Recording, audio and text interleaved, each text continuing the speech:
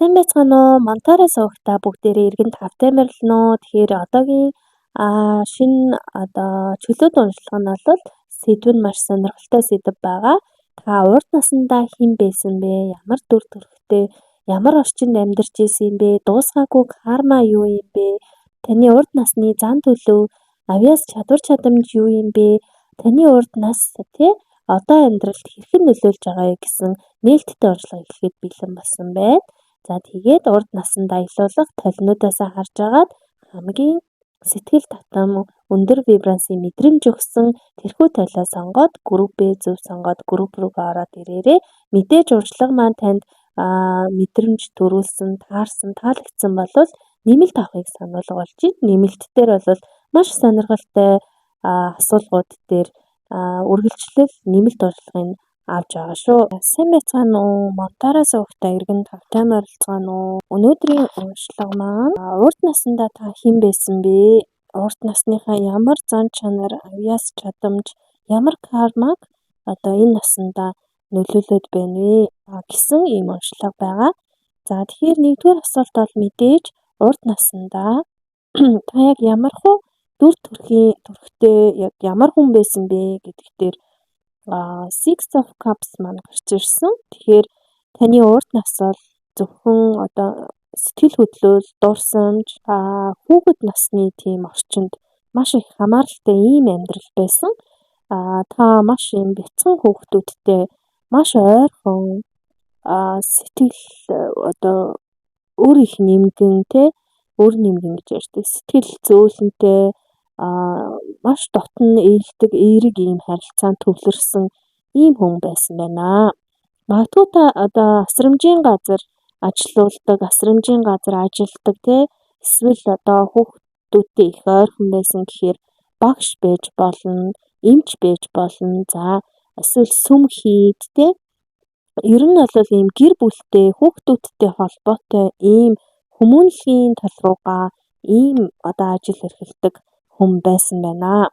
Тэгэхээр энэ амьдрал та гэмгүй, цайлган, тийм нөхөрсөг хүн байх магадлал хамгийн өндөр байна. Тийм ч утгаараа илүү их хохирдог гэх юм уу маш их юм гомдол бусдаас авдаг, бусдаас их шархалдаг ийм эмпати төрлийн хэтэрхий юм тусч төрлийн гэх юм уу ийм хүн байж болно. За тэгэхээр дараагийн асуулт нь болохоор амьдарч байсан орчны энерги гэсэн асуулт байгаа. Тэгэхээр урд насндаа та шаманикаас sexual energy хүзэр гарч ирсэн. Тэгэхээр та байгальтай илүү гүн холбоотой, байгальтай их ойрхон, за тийм эрчим хүч sexual энергийг илүү чөлөөтэй илэрхийлэх тийм нийгэмд амьдарч исэн гэх юм уу. Тэгэхээр нөгөө хөдөө нутгийн барилга байгууламж хот суурин тал гэдэг тийм газар бол биш. Ийм уламжлалт, шаман соёлын нөлөөтэй тийм газар нутгийн хүн байсан бол тэгэхээр жишээ нь одоогийн тэр Сибирь, Өмнөд Америкийн шаман аймагуд байна. Энтхийн тантрик соёлтой ч юм уу тиймэрхүү газар амьдарч исэн энерги төлхөө их харагдаж байна. Таны ер нь sexual energy гэдэг энэ хүзрэн маань бол зөвхөн sex гэхээс илүүтэй бүтээлч, хүч, амьдралын тэнхээ гэдэг үл амьдралын тэнхээ их сайтай, тууштай, сэтгэл хөдлөл тэр эр эрчим, эмэгтэй эрчим тэр энергийн тэнцвэр маш сайтай хүн байсныг бол илтгэж байна. Энэ насандаа ч гэсэн таны биеийн мэдрэмж байна. Бие махбодын мэдрэмж, таашаал, сэтгэл ханамж, тэр сэтгэл хөдлөлтөө маш сайн мэдрэмжтэй хүн байж болно. Дараачих нь болохоор зан чанар урд насндаа ямар зан чанартай, ямар авьяастай хүн байсан бэ гэдэг дээр King of Swords гарч ирсэн. Тэгэхээр та маш өндөр сэтгэн бодох чадвартай, үнэнч шударга, маш ухаалаг шийдвэр гаргадаг ийм хүн байсан байна. Логик маш сайтай, зарчимж, манлайлагч юм, удирдагч, шүүгч эсвэл багш, философч ямартай ч тодорхой хэмжээний юм удирдагч хүн байсан байна. Тэгэхээр түрүүн хэлсэн бас сүм хийд ч юм уу те эсвэл одоо хүмүүнлэгийн тийм байгууллагын ч гэх юм уу ямартай ч юм удирдагч нь байсан байна. Эсвэл одоо ахлах ажилтан ч гэх юм уу одоогийн хэллэгээр ярил те. Тэгэхээр ямар нэгэн байдлаар хуультай холбоотой үнэн шударга ёс тогтоох те дотоод ёс зүй зарчим гэдэг иймэрхүү зүйлсийг бол илүү хамгаалдаг ч гэх юм уу те хариуцдаг ийм хүн байсан байна. Тэгэхээр та энэ насандаа ч гэсэн илүү аналитик сэтгэлгээтэй, илтгэх ур чадвар сайтай, тий үннийг илчилдэг, үнэн худлыг дэнсэлдэг тийм энерги авч ирсэн байх магадлалтай харагдаж байна. За дөрөв дэх асуулга нь бол урд насны тань сорилт айдас юу байсан бэ гэдэг дээр Дехерефен төзөр маань урван орж буусан. Тэгэхээр та урд насндаа одоо тодорхой хэмжээний тийм тогтсон тийм систем гэх юм уу юм уламжлалт хэв маягтай айгу дуургүй эсэргүүцдэг байсан.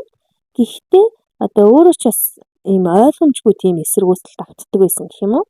Тэгэхээр уламжлалт одоо юу гэдэг шашин шүтлэг, дийг жаяг тий хууль дүрм гэдэг зүйлээр одоо тодорхойлогдохгүй тэрнээс одоо илүү урьдчилж хардаг, мэддэг, мэдэрдэг байсан. Эсвэл одоо тэр систем таныг одоо юу гэдгийг хуучин таны амьдарч исэн тэр үеийн тэр нийгмийн систем эсвэл таныг одоо дарангуйсан байх магадлалтай гэсэн.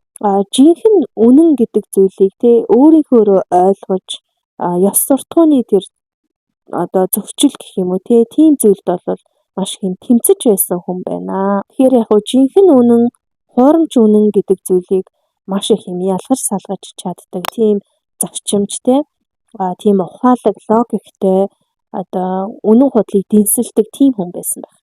Тэгэхээр яг хөө жинхэнэ үнэн хуурамч үнэн гэж юу яриад байгаа юм гэхээр тухайн үеийн нийгмийн одоо тий бусдад багаас нь итгүүлсэн уламжлагдаж одоо итгүүлсэн тийм буруу итгэл үнэмшлүүдийг та угаасаа таньдаг, мэддэг, мэдэрдэг тэрний эсрэг тэр нийгмийн систем танд одоо айгүй хэцүү тодорхой хэмжээний юм дарангуйлалч гэх юм уу те дарамт өгдөг байсан гэх юм уу. Тэгэхээр энэ нь таны дотоод сүнсэнд одоо итгэл үнэмшил, эрх чөлөөний талаарх одоо эдгээртэй холбоотой тийм зөрчил айдас юм үлдээсэн байгаа нь бол харагдаж байна. Дараагийн асуулга бол дуусгаагүй карма юу вэ? Таны урд насндаа дуусгаагүй карма юу вэ гэж асуухаар Ten of Wands маань урван орж буусан. Тэгэхээр та урд насндаа одоо бусдын маш их хэтэрхий их ачааг одоо дурандаа гэх юм уу те их үүрдэг байсан. Эсвэл өөрийгөө маш их ачааллуулж, маш их хөдөлмөрлөж, маш их юм хичээж одоо ядраасан ийм энерги мэдрэгч байгаа. Тэгэхээр нөгөө сэтгэл зүйн хувьд ч тэгээ одоо би бусдыг аврах ёстой. Би л одоо тий үннийг одоо бусдад ойлгуулах хэрэгтэй. Өөрийнхөө амьдралаараа, өөрийнхөө одоо замналаараа бусдад би үлгэр дуурайл үзүүлж, бусдад үннийг илчлэн ч гэдэг юм уу тий эсвэл энийг би л хийж чадна гэдэг ч юм уу иймэрхүү одоо ачаа өргөч юм карматай байсан харагдаж байна. Тэгэхээр хэтэрхий их хариуцлага тий эсвэл одоо нэг талаараас үр зээл гэж болно, гимшил гэж болно. Эсвэл одоо бусдын хэрэгт одоо хэтэрхий хутгалддаг тий өөрийгөө золиослдог, өөрийгөө мартдаг, бусдыг урдаа нэн тэргүүнд тавьдаг тийм хүн байсан энерги бол харагдаж байна. За энэ насанд ч гэсэн одоо юу гэдэг би хангалтгүй гэсэн мэдрэмж, ядарч туйлдах ч юм уу хэтэрхий их одоо тусч тий бусдын ачааллыг одоо цуг үүрдэг, бусдын ачааг авч ингэж үүрдэг тийм хандлага дагуулж ирсэн байх магадaltaй харагдаж байна. За тэгвэл хамгийн сүүлийн асуулга нь болохоор урд нас, таны урд нас тий одоогийн амьдралд яаж нөлөөлж байна гэдэг дээр бол Forest Word доош харж буусан. Тэгэхээр энэ үзэр маань бол та энэ насандаа дотоодын тэр тайвшрал, амрах ирэхгүй тийм амрах ирэхгүй мэд тийм санагддаг. Энийг мэдрэмж бол бас нөлөөлж байгаа юм байна. Бие махбод болон оюун санааны байнгын юм ачаалттай дандаа л завгүй байдаг. Дандаа л ийм одоо хариуцлага үүрдэг, үүрэг үүрч явдаг, ачаалал үүрч явдаг. Тийм сэтгэл зовнсон, нэг жаахан ингээ юмд нэг юм адгуурсан, шаналсан, нэг байнгын юм бодол дүүрдэг тий. Ийм байх одоо зан чанарууд мэдрэмжүүд тань урд наснаас одоо нөлөөлж ирсэн бидний одоо далд ухамсарт хадгалагдаж ирсэн эсвэл одоо юу гэдгийг уламжлагдаж ирсэн гэх юм уу удамшиж ирсэн тийм тэр генийн генетикийн за сүнслэг талаас нь ярил нөгөө үндэс хүрдэнд хадгалагдаж ирсэн ийм мэдрэмжүүд чинь одоо урд насны одоогийн амьдралд нөлөөлөд байгаа нөлөөлөл байх нэ. Self care үзрээс бол health check up гэдэг үзэр гарч ирсэн. Тэгэхээр урд насны одоо юу гэдгийг тэр их нөгөө ядарч байсан ядаргаа хитрхи их одоо ажиллаж байсан ачаалал эсвэл зүгээр нөгөө ажилсаг байж болно. Энэ маш олон үзэж байгаа болохоор эднээс бол хамаатуулж ерөөдөө бодно. За тэгэхээр сэтгэл зүйн тэр стресс тий таны эрүүл мэндэд угаасаа нөлөөлж байгаа юм байна. Тэгэхээр эрүүл мэндийн тал дээрээ анхаарад биеэ сонсох цаг ирсэн байна гэдгийг илтгэж байна. Тэгэхээр нөгөө эрт илрүүлэг гэж ярьдаг ойр зүрийн шинжилгээ ас өгөөрэй гэдгийг бас энэ дээр дохио болгож оруулж ирж байна. За careers in life дээр болохоор therapy үзэр гарч ирсэн. Тэгэхээр та одоо амьдралдаа одоо гацсан ч гэх юм уу хаашаач одоо гарцгүй мэт тийм мэдрэмж авж байгаа байж болно. Энэ нь бол урд насны тэр дуусгаагүй карма нөгөө бусдын ачааг үүрдэг, өөрийгөө золиослдог, өөрийгөө мартдаг, өөрөөсөө илүү өөрийн гэр бүлээсээ илүү те бусдыг нэн тэргүүнд тавьдаг нөгөө энэ дуусгаагүй карма чинь болохоор энэ гацсан блоконд орсон мэдрэмжийг бол өгөөд байна. Тэгэхээр та эрх чөлөө гэдэг зүйлийг олж авахын тулд өөрийгөө сул тавих, шин зүгт одоо тий эргэлт хийх хэрэгтэй байгааг бол эндээс харагдаж байна. За ингээд нийтэд нь дүгнээд хэлэх юм бол та урд насндаа сэтгэл сайтай тий тэгээ маш их мэдрэмж өндөртэй. Энэ мэдрэмж бол одоо бүх талаараа шүү тий бүр бие махбодын таашаал мэдрэмжийг ч бас оруулж байгаа. Тэгэхээр маш хүчирхэг ийм логиктэй зарчимч ийм хүн байсан. Гэхдээ одоо юу гэдгийг уламжлалт хэм маяг тэр нэг нийгмийн нэг тухайн үеийн тогтолцоо гэх юм уу те үзэл тэр дотоод зөрчил бусдын тэр нэг ачааг хитрхи үүрсэн байна. Хитрхи их өөртөө хамаатуулсан байна. Хитрхи одоо те аливаа зүйл чинь нөгөө тэнцвэртэй байх ч гэсэн одоо яг жинхэнэ үнний төлөө хитрхи их оролцоо хийсэн гэх юм уу. Одоогийн хэлэхээр бол нөгөө улс төрд орохч гэдэг юм уу те гишүүн болгоч гэдэг юм уу. Яг тэрэн шиг нөгөө хитрхи их үүрэг хариуцлага хит их ачааг ингээд өөр дээрээ авсан учраас өөрийгөө алдчихсан байсан байна. Тэгэхээр тиймээс энэ насандээ болвол илүү тайвширч, илүү биеэ хайрлаж, илүү өөрийгөө хайрлах. За хариуцлага гэдэг зүйлээс өөрийгөө салгах мэдээж энэ дээр бас тэнцвэртэй хандна шүү дээ. За ингэж зөвлөсөн юм чинь одоо хариуцлагаас зүгтийгээ зүгтаад авахгүй те. Яг нэг өөрийнхөө хариуцлага гэдэг зүйлийг өөрнөө гэхээс бусдын хариуцлагыг одоо бусдын өмнөр орж үүрдэг ч юм уу те. Ийм байдлаас салах. За эрүүл мэндээ хамгаалах, эрүүл мэндээ боддог байх, эрүүл мэндийн төлөө үйлдэл хийдэг те. Оролцоо хийдэг байх. Өөрийн үн цэн гэдэг зүйлийг дахин мэдрэх. Эдгээр зүйлсийг бол хийх шаардлагатай байна гэж харагдаж байна. Тэгэхээр та бол би тайван байж болноо. Би өөрийгөө эрх чөлөөг одоо сонгож байна гэдгийг өөртөө зөвшөөрч өгөх нь бол хамгийн их одоо таныг ангааж өгөх өмнөх насны нөлөөллүүдээ өмнөх наснаас ирсэн кармагаа дуусгаж өгөх ийм одоо чухал алхам байх болноо гэдгийг илтгэж байна. За ингээд уншлах нь та бүхэндээ таалагдсан бол лайк, subscribe дараарай, комент хэсэгт сэтгэлээ хуваалцаарай. Хэрвээ танд маш өндөр мэдрэмж төрөөд одоогийн нөхцөл байдал чинь одоо маш сайн тохирч таарсан, таалагдсан бол нэмэлт уншлага авахыг санал болгож байна. Тэгээд нэмэлт уншлах дээр бол таны одоо урд наснд одоогийн яг одоо тантай холбоотой байгаа хүмүүсээс хинтээ нь холбоотой байсан бэ урд наснда тий. За энэ дээр бол үзэж өгье. За бас харилцааны гүн гүнзгий карма юу байна вэ гэдэг дээр үзэж өгье. За урд наснасаа одоо энэ насанда авчирсан тэр зан төлөв гэдгийг үзье. Урд наснаасаа бас авчирсан авьяас чадвар чадамж нь юу байна вэ гэдэг дээр нэмэлтийг харж өгье. Тэгээд та хэдэн удаа дахин төрсөн бэ? Ямар учиртай одоо энэ ертөнцийн дээр төрсөн бэ гэдэг дээр бас нэмэлтээр харж өгье. За ингээ хамгийн сүүлд нь бол энэ насандаа та юуг дуусгаж хаах хэрэгтэй вэ гэдэг дээр нэмэлт уншлагыг харж өгье. Тэгээд нэмэлтээ авахыг хүсвэл harmony.me-нэр IG болон пэйжээрээ одоо чатаар нэмэлт авъя гэдээ ороод ирэхэд төлбөрөө баталгаажуулаад линкээ шууд авдаг байгаа шүү.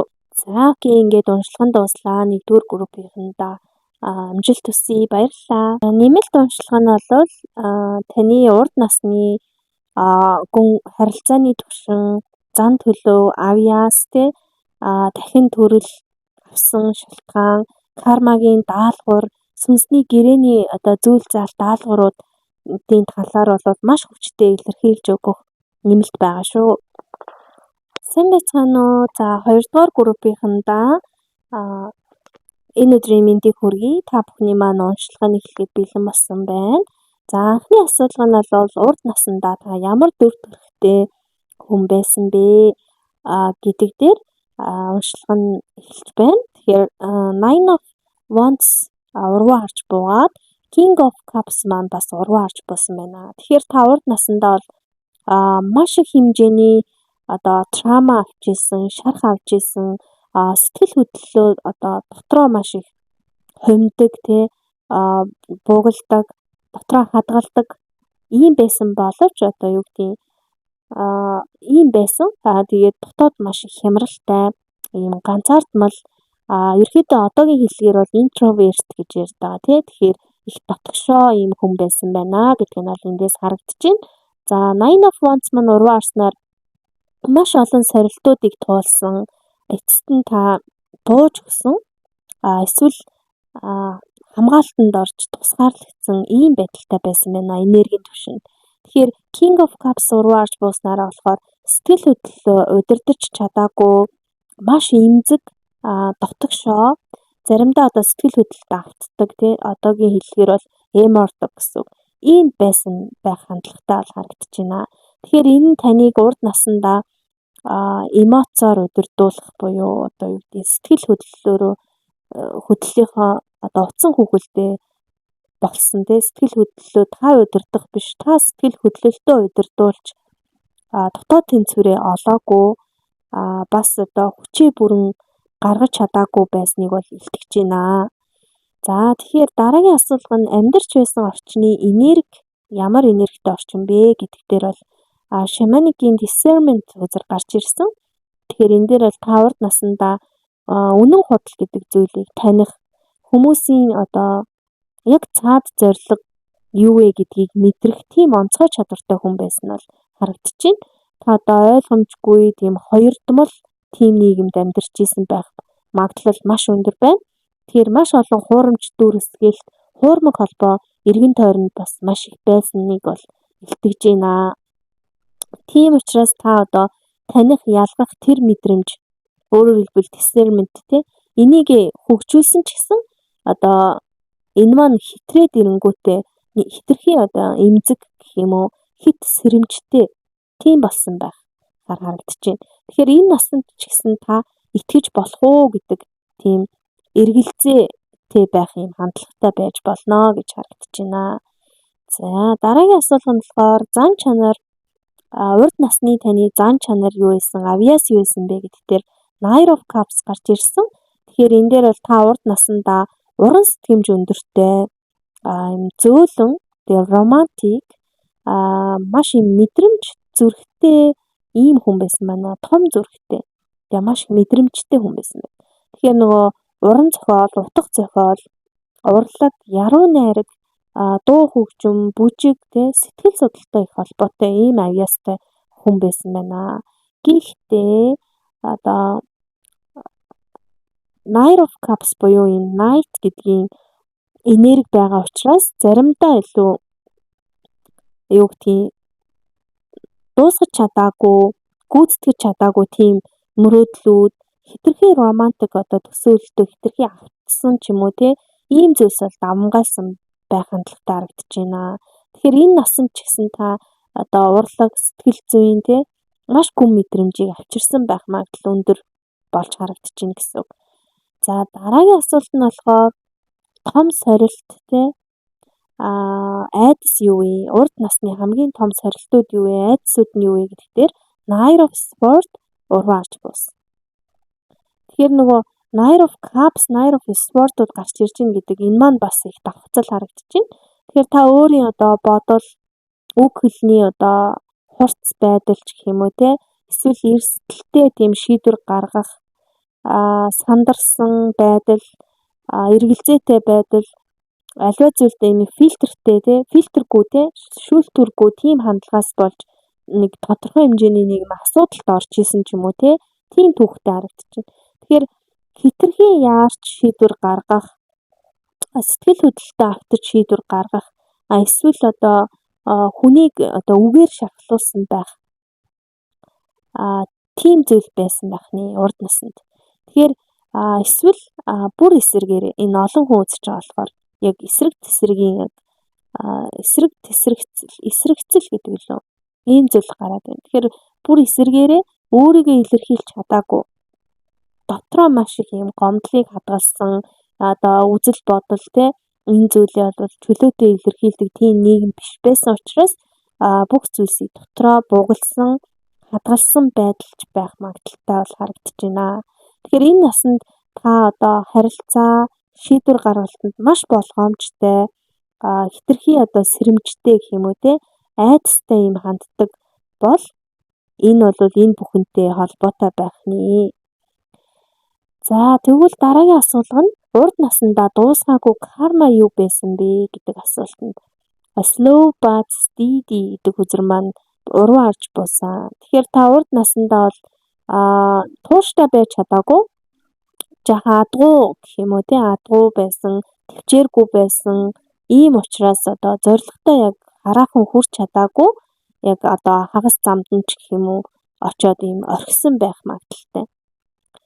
Тэгэхээр нөгөө одоо хурдан амжилтанд хүрэхсэн тий хурдан тэр зорж байгаа газараа очихынсэн ч гэдэг юм уу хурдтай тэр үр дүн хүссэн ч гэсэн одоо дотооддоо тэр тэнцвэртэй доктортой тэр байдал өөрийн нэг үндэс хүрт байгаа штэ.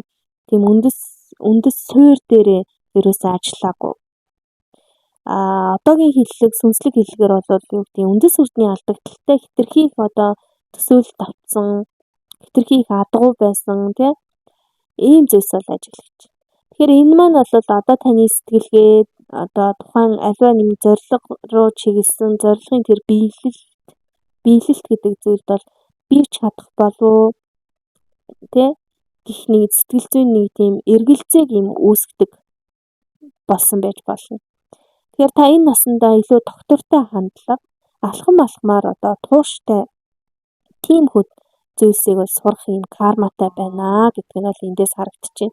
Доктортойгоор хөгжих, доктортойгоор өсөх, тэ гинтэл одоо таны бодсон шиг амжилт, карьер, одоо мөнгө санхүү тийм зүйлд хурдан хугацаанд хүрэх биш. Тэгэхээр яг хоо энэ 2 дугаар группийн маань сонгосон хүмүүсийн ихэнх нь нэг жаахан яаруу тэ жаахан адуураад байна уу да гэсэн нэрг бол бас төрж байна. За ингээд хамгийн сүүлийн асуулт нь бол та таны урд нас одоогийн амьдралд яаж нөлөөлж хэрхэн нөлөөлж ийнэ гэдэг асуулт аа. Тэгэхээр энэ дээр бол Four of Cups урваарч буугаад self-caring connect with ancestors урваарч буусан career and life-ийн opportunity урваарч буусан байна.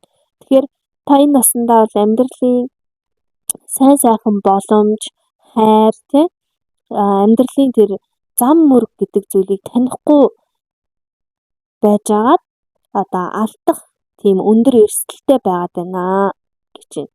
Тэгэхээр нөгөө Four of Cups маань урваарснаар одоо өнгөрсөн туулсан шарах те дотоод гомдол, травманууд, хүлээлт гэдэг зүйл таныг шинэ зүйлийг хүлээж авахд хаалттай болгоод байна. Нөгөө адгуу байдал чинь гэсэн. Тэгээд Lovers Oracle-аас болохоор одоош танд одоо юу гэдэг маш гүн холбоотой тийм сүнслэг харилцаа бол байна. Гэхдээ та сонголт хийхэд дандаа эргэлздэг, танд хэцүү байгааг бол илтгэж байна.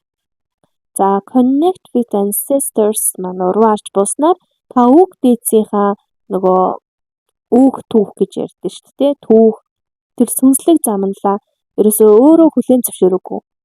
Ийм алдаа гараад байна. Тэгэхээр сүнслэг тасралт бий болсныг бол илтгэж байна. Тэгэхээр таад маань болохоор одоо энэ амьдралдаа бол өвөг дээдсээ судлах тий таны өвөө эмээ ямар хүн байсан, өвөг эцэг эмэг эхүүд ямар хүн байсан. Одоо ер нь бол нэг ургийн бичиг гэж байдаг тий ургийн мод гэж байдаг. Энэ зүйлсээ ерөнхийдөө нэг мэддэг, судалдаг, хүндэлдэг, хүлээн зөвшөөрдөг байх хэрэгтэй байна. Тэгэхгүйгээр сүнслэг одоо нэг уяа гэдэг үцгэд бол тэр уяа нь бол тасарсан байгаа гэсэн үг. Удамшилтай, удам судартай их холбоотой бас асуудал гарч ийн үү да гэж бас харагдаж байна. За дараагийн урваа гарсан үзэр маань бол амьдрал танаас асууж байна. Та одоо боломжийг яг нээхэд бэлэн үү гэж асууж. Тэгэхээр гэхдээ та хараахан яг итгэж чадаагүй байгаа. Тэгэхээр манай 2 дугаар группийг сонгосон хүмүүс маань ер нь бол яг одоогийн энерги урд наснаас тээж ирсэн ч юм уу те эсвэл урд насны энерги тодорхой хэмжээгээр одоо бол удамшиж генетикийн түвшинд, генийн түвшинд те орж ирсэн байгаа. Тэгэхээр ер нь бол магадлалаараа тэрвээ логкорош тэрвээ 2 дугаар группийг сонгосон хүмүүс маань үндэс үрд хөгжил дутуу, үндэс үрд тэнцвэргүй, эсвэл үндэс үрд хит ихтсэн. Ер нь бол үндэс үрдний тодорхой хэмжээний алдагдaltaй бол харагдаж шүү. За урд наснаасаа үлдсэн тэр итгэл алдарсан байдал тий одоо тодорхой хэмжээний тэр хүлээлт байсан бол тэр хүлээлтэнд хариу ирээгүй тийм шарах таныг одоо энэ ертөнцид ч гэсэн одоо амьдралд ч гэсэн би боломжоо алдаж магадгүй алдах байх гэдэг тийм айцтай болгож өгч байгаа юм байна. За ингээд нийтд нь 2 дугаар группийнхныгаа дүгнээд хэлэхэд бол та урд насндаа сэтгэл хөдлөл маш өндөртэй, мэдрэмжтэй мөртлөө одоо юу гэдгийг дотгошоогоо тэр мэдрэмжээ дотооддоо хадгалдаг гэх юм уу те хитрхи хашир хитрхи болгоомжтой аливаа шийдвэрийг гаргах дээр очихоор буруу шийдвэр жоохон гаргачаад байдаг. Шийдвэртээ эргэлзэж байгаа эцэст нь яг буруу шийдвэр гаргадаг ч юм уу те ийм хүн байсан байна. Тэгэхээр та дотроо ингээд хийхийг хүсдэг ч гэсэн айдас нөгөө итгэл алдарчгүй те хүлээлтээс арай өөр болчихгүй гэсэн иймэрхүү зүйлсээс бол өөрийгөө хаадаг байсан байна. Тэгэхээр энэ насанд бол таны сүнс илүү чөлөөлөгдөж, илүү биеэ дааж, илүү өөртөө итгэлтэй, өрөөлд итгэлтэй те илүү тууштай байх, илүү төвчж чадах тийм хичээлүүдийг сурах гэж ирсэн байна гэж бол гарч ирж байна. За ингээд та бүхэнд маань таалагдсан, тохирсон, таарсан бол бас маш өндөр вибрансын мэдрэмжийг төрүүлж чадсан бол нэмэлт авахыг санал болгож байна. За нэмэлт дээр бол та урд насндаа яг одоо харилцаж байгаа хүмүүсийнхаа хинтээ холбоотой байсан бэ гэдгийг нь бол харж өгөх болно. Тэр хүнийх нь дүр ямар дүр төрхтэй вэ гэдгийг нь харж өгөх болно. За харилцааны төвшөнд гүн гүнзгий карма юу байна вэ гэдгийг нь харж өгөх болно. За урд наснаас авчирсан зан төлөв, урд наснаас авчирсан авьяас чадвар чадамж юу байна вэ гэдгийг нь харж өгье.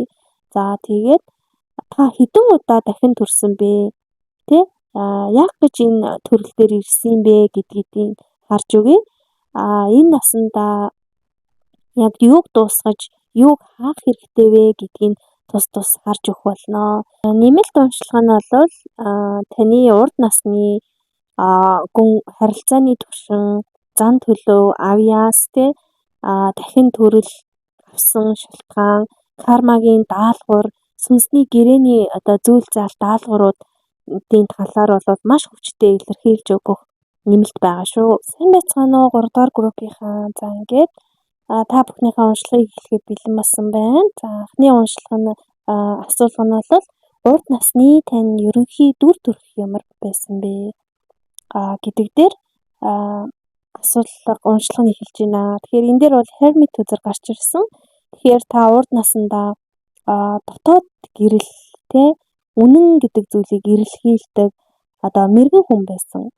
Мэрэгэн хүн байхын хэрээр илүү дотгошоо илүү одоо ганцаардмал нэгэн байсан байх нэ гэж харагдчихэв. Тэгэхээр ганцаардлыг өөрөө сонгосон хүмүүсээс тусдаа гарсан тэгээ тодорхой хэмжээний бясалгаагч сүнслэг аяллыг хийж байсан тодорхой хэмжээний эргэцүүлэлт төвлөрдөг байсан. За ийм багш, судлаач, энергийн хамгаалагч одоо гэрлийн одоо хүчний хүн байсан болохыг бол илтгэж байна. Тэгэхээр таны сүнс нь бол одоо үннийг өөртөө л олохоор шийдсэн гэсэн ийм чиглэлтэй хүн байсан байгаа нь харагдаж байна. Тэгэхээр амьдарч исэн орчны энерги нь юу бэ нэ гэдэг асуулган дээр болохоор шаманикийн psychic development хөзөр маань уруу гарч буусан.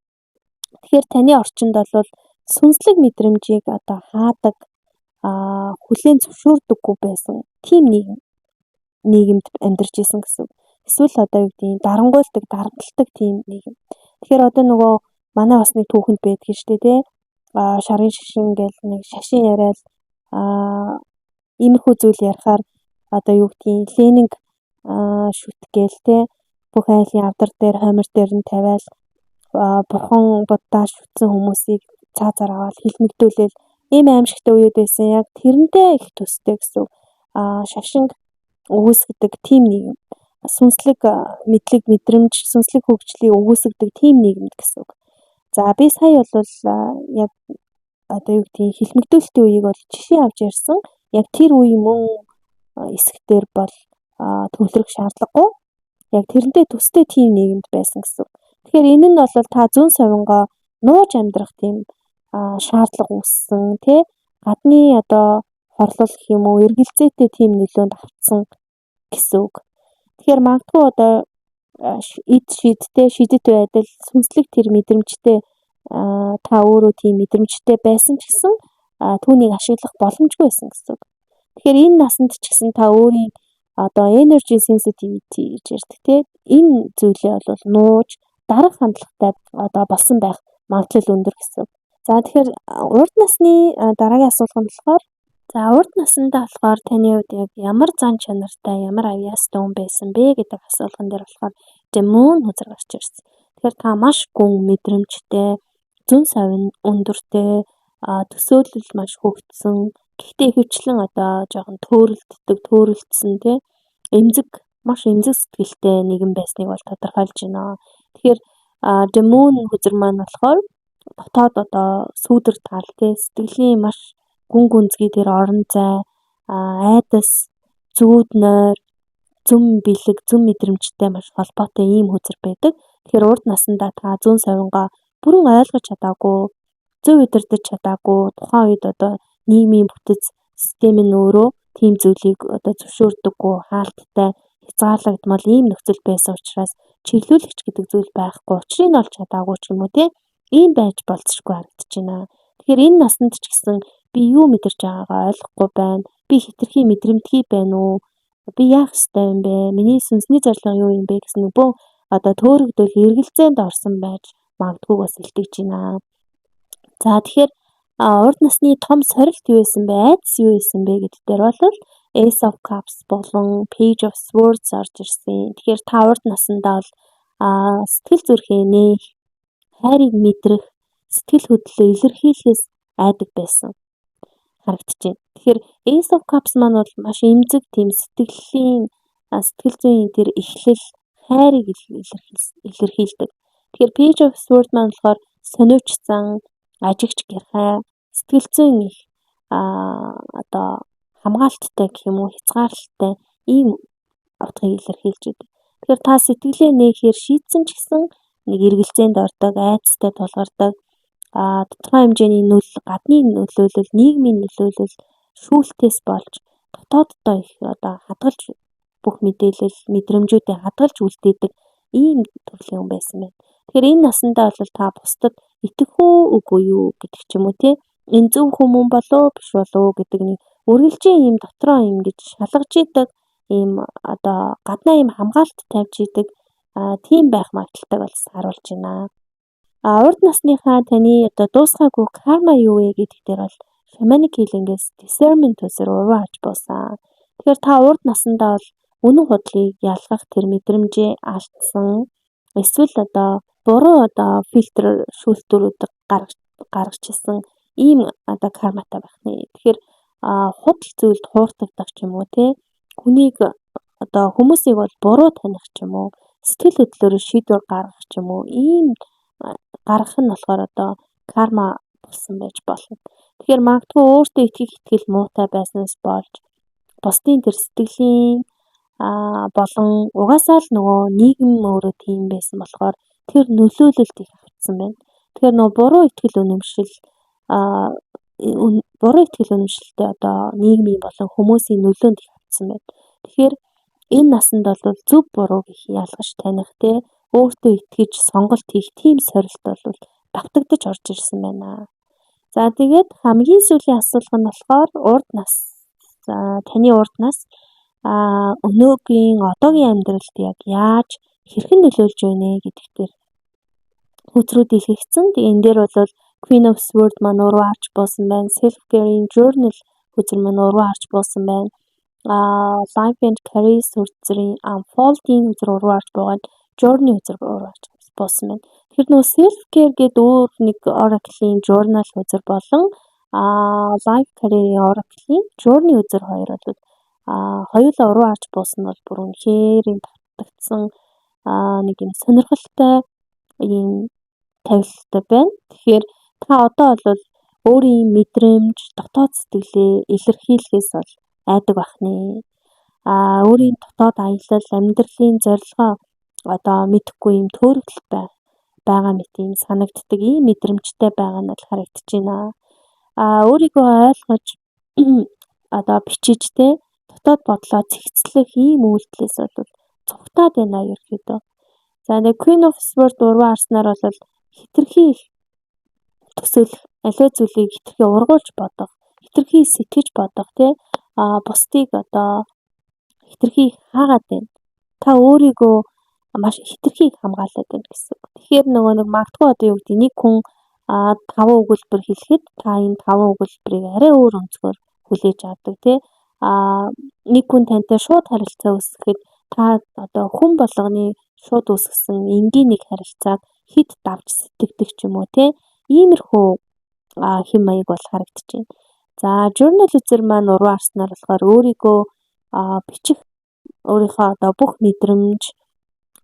мэдрэмжүүдээ бичих тэгээ түүнийг дахин унших, өөр дээр ажиллах, буцаад ойлгох те ийм хилинг буюу эмчилгээг бол хийхийг та одоо юу гэдэг хоош тавиад идэг.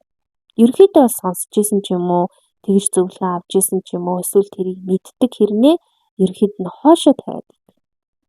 Ийм одоо дүр зураг бол харагдаж байна.